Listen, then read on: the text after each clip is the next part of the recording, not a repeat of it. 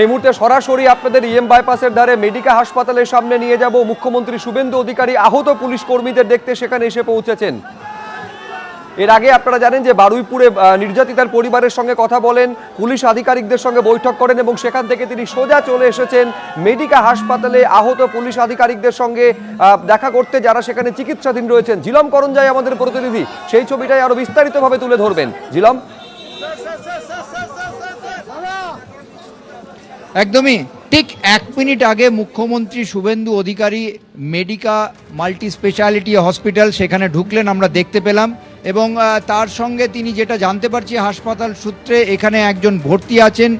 বারুইপুরে যে ঘটনা, পুলিশকর্মী একজন, তিনি যথেষ্ট ক্রিটিক্যাল অবস্থায় আছেন, এই হাসপাতালে চিকিৎসাধীন রয়েছে। তার খোঁজ খবর নিতে এবং তার চিকিৎসা সম্পর্কে জানতে এবং সব বিষয়ে খতিয়ে দেখতেই মুখ্যমন্ত্রী শুভেন্দু অধিকারী এসছেন, তেমনটাই জানা যাচ্ছে।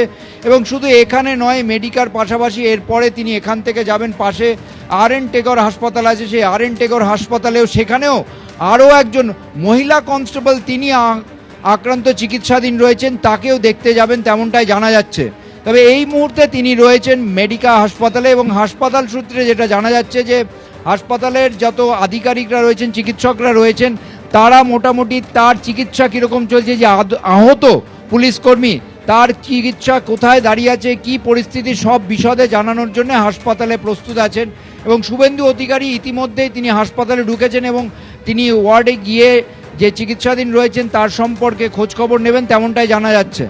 এরপরে তিনি এখান থেকে বেরিয়ে যেটা জানা যাচ্ছে যে RN টেগর হাসপাতালে যাবেন, সেখানে একজন মহিলা পুলিশকর্মী তিনি আহত চিকিৎসাধীন রয়েছেন, তাকেও শারীরিক অবস্থার খোঁজ খবর নেবেন, তেমনটাই জানা যাচ্ছে। বেশ ঝিলম, দুটি হাসপাতাল, একদিকে মেডিকা সুপার স্পেশালিটি হাসপাতাল এবং অন্যদিকে RN টেগর হাসপাতাল, দুটি হাসপাতালে দুই পুলিশ কর্মী আহত অবস্থায় চিকিৎসাধীন রয়েছেন। এই মুহূর্তে মেডিকাতে এসে পৌঁছেছেন মুখ্যমন্ত্রী শুভেন্দু অধিকারী এবং সেখান থেকে RN টেগর হাসপাতালে যে মহিলা কনস্টেবল আহত অবস্থায় চিকিৎসাধীন রয়েছেন সেখানে তিনি পৌঁছবেন। এর আগে বারুইপুরে আপনারা জানেন যে বারুইপুর SP অফিসে যান মুখ্যমন্ত্রী শুভেন্দু অধিকারী, নির্যাতিতা নাবালিকার পরিবারের সঙ্গে দেখা করেন, যে নাবালক যাকে খুন করা হয়েছে তার পরিবারের সঙ্গে দেখা করেন এবং গণপিটুনিতে যার মৃত্যু হয়েছে তার পরিবারের সঙ্গে মুখ্যমন্ত্রী কথা বলেন এবং তারপরে পুলিশ কর্তাদের সঙ্গে বৈঠক করেন। তারপর বেরিয়ে এসে কড়া বার্তা দিয়েছেন মুখ্যমন্ত্রী শুভেন্দু অধিকারী, সাফ ভাষায় জানিয়ে দিয়েছেন এই ধরনের ঘটনা যাতে রাজ্যে না ঘটে তার ব্যবস্থা করতে হবে। পুলিশ যা করার করছে, সমস্ত SP CPর সঙ্গে কথা বলেছি, যারা পুলিশের গাড়ি ভেঙেছে, রেল লাইন উপড়েছে, তাদেরও ছাড় নয়, স্পষ্ট বার্তা রাজ্যের মুখ্যমন্ত্রী।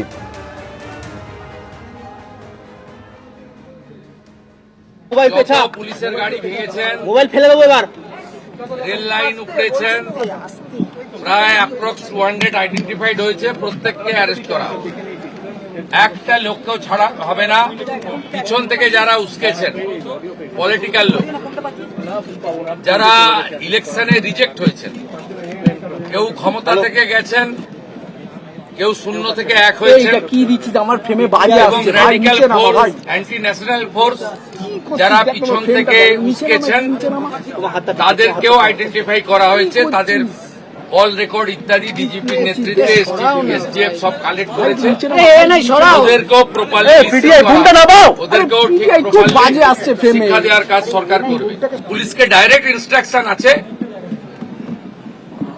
যে যারা যারা হুলিগানিজম করেছে পুরো দিন ধরে তাদের এগেনস্টে অ্যাকশন হবে। প্রায় 200-র বেশি আইডেন্টিফাইড লোক, তাদেরকে আমি পরিষ্কার বলে গেলাম, যারা উস্কানি দিয়েছে কারোর ইন্ধনে, পলিটিক্যাল বায়াসনেস নিয়ে, মিডিয়াতে পাবলিসিটির লোভে, সোশ্যাল মিডিয়ায় চিপ ভিউয়ার্স বাড়ানোর জন্য ওদেরও কিন্তু ছাড়া হবে না, তারাও ভুগবে, এটুকু আমি বলে দিই।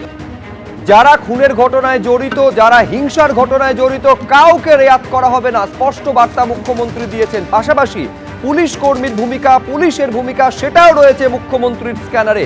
শুভেন্দু অধিকারী বলছেন আগের দিন মিসিং ডায়েরি হয়েছিল, সমস্ত কিছু আমি খতিয়ে দেখেছি, ডিজিপিকে 72 ঘন্টার সময় দিয়েছি, রিপোর্ট পেলেই ব্যবস্থা নেব। এই সময়ের মধ্যে 1% শিথিলতাও যদি থাকে সেক্ষেত্রেও কড়া অ্যাকশন হবে। SDPO Baruipur, Additional SP Baruipur, in presence of the DGP and SP ADG, IG, আমরা আমাদের পার্টেও পুরো অ্যানালাইসিস করেছি। আমি ডিজিপিকে 72 ঘন্টা টাইম দিয়েছি। তিনি আমাকে, আমি যা ফাইন্ডিংস পেয়েছি, ওনার যে অ্যাডমিনিস্ট্রেটিভ প্রসিডিওর রয়েছে, প্রসিডিওর অনুযায়ী একটা রিপোর্ট দেবেন। রিপোর্ট দেওয়ার পরে অ্যাডমিনিস্ট্রেটিভ পার্টে আমাদের যে অ্যাকশন নেওয়ার, আমাদের কোনো লোকের যদি কোনো ওই টাইমের মধ্যে কোনো শিথিলতা থাকে 1%ও, সেক্ষেত্রেও খুব স্ট্রং অ্যাকশন নেওয়া হবে। আমি পাওয়ারে আসার পরে বা মুখ্যমন্ত্রিত্ব দায়িত্বের পরে আরজি করের মামলায় 3 জন টপ আইপিএস অফিসারকে সাসপেন্ড করেছি। এক্ষেত্রে আমার মেসেজ খুব ক্লিয়ার আছে, সবাই সেটা দেখেছে।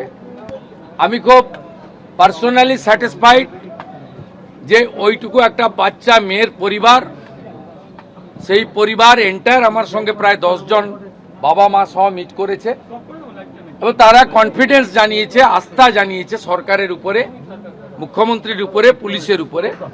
এটা আমার আজকে বড় প্রাপ্তি। মুখ্যমন্ত্রী বলছেন দুই পরিবারের সঙ্গে কথা বলেছি, আউটপোস্ট চালু করব। তিনি আরো বলছেন আগের সরকার এমন করেছে বলে জানা নেই, কিন্তু এটা করা আমার কর্তব্য। বিমান বন্দ্যোপাধ্যায়, সায়নী ঘোষরা পরিবারের সঙ্গে দেখা করেছেন, আশা করি তারাও পরিবারের সঙ্গে কথা বলে সন্তুষ্ট, বলছেন রাজ্যের মুখ্যমন্ত্রী। আমার মনে হয় না এর আগে কোনো পুলিশ মন্ত্রী বা মুখ্যমন্ত্রী এই ধরনের পীড়িত পরিবারের কথা শুনেছেন বা বলেছেন। আমি এটা মনে করি এটা ডিউটি, আগের লোক করেনি বলে যে আমি করব না তা না। আমি এখানে এমপি, এমএলএ, পলিটিক্যাল পার্টিকে ডেকেছিলাম। এমপি সায়নী ঘোষ তিনি মিট করেছেন, মাননীয় বিধায়ক, প্রাক্তন স্পিকার বিমান ব্যানার্জি মিট করেছেন, 1-to-1 কথা হয়েছে। বারুইপুরে মুখ্যমন্ত্রী শুভেন্দু অধিকারী আজকে এসপি অফিসে গিয়ে তিনি দীর্ঘক্ষণ বৈঠক করেন এবং দুটি পরিবারের সঙ্গেই কথা বলেছেন। তিনি মুখ্যমন্ত্রীর সঙ্গে কথা বলার পর ওই দুই পরিবারের সদস্যরা কি বলেছেন শোনাবো। আশ্বস্ত করেছেন যে ন্যায় বিচার হবে এবং যেটা ক্যাপিটাল পানিশমেন্ট সেই প্রচেষ্টা উনি করবেন এবং এই ঘটনার সঙ্গে জড়িত যারা আছে তাদেরকে উনি বিচারের আওতায় আনবেন এবং সেটা খুব দ্রুত হবে। তিনি আমাদেরকে আশ্বস্ত করেছেন যে আপনারা নিশ্চিন্ত থাকুন, আমরা আপনাদের সুবিচার পাইয়ে দেব।